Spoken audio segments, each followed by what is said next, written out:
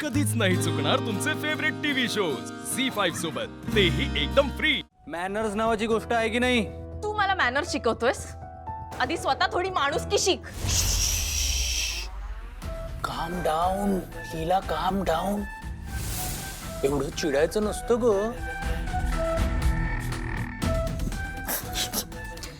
डोकं बघ केवढं तापलंय ते.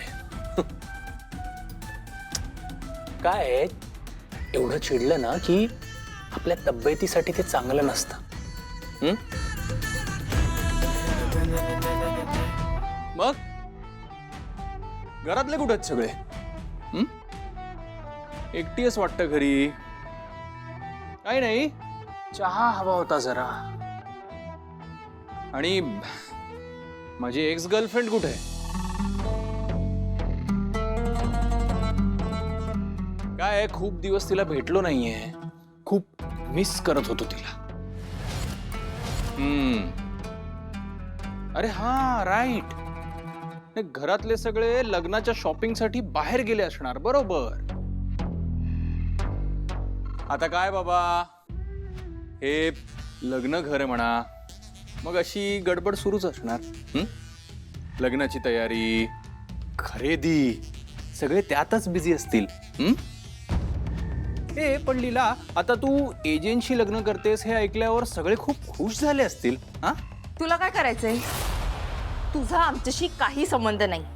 चालता हो. संबंध आहे.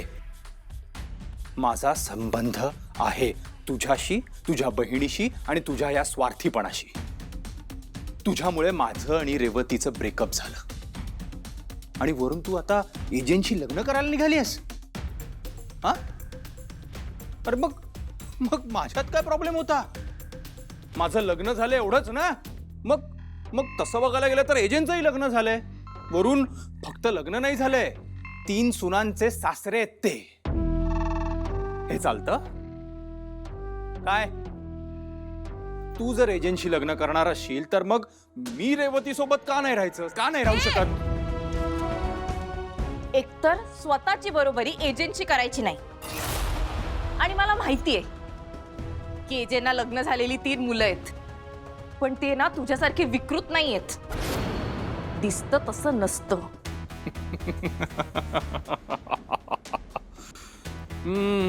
बरोबर बोललीस तू. दिसतं तसं नसतं.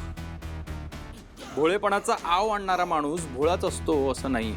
आणि तसंही तू कितीच ओळखतेस ग एजंटना. एजंट बाबतीतल्या बऱ्याच गोष्टी अशा आहेत ज्या तुला माहितीच नाहीये. नाही, हे जे काय चीज आहे ना याचा अंदाजही नाहीये तुला.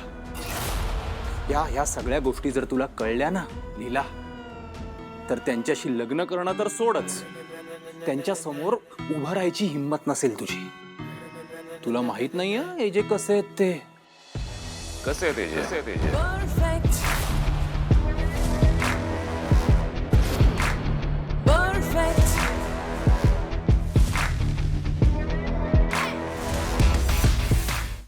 झी5 ॲप डाउनलोड करा आणि पहा सर्व एपिसोड्स एकदम फ्री।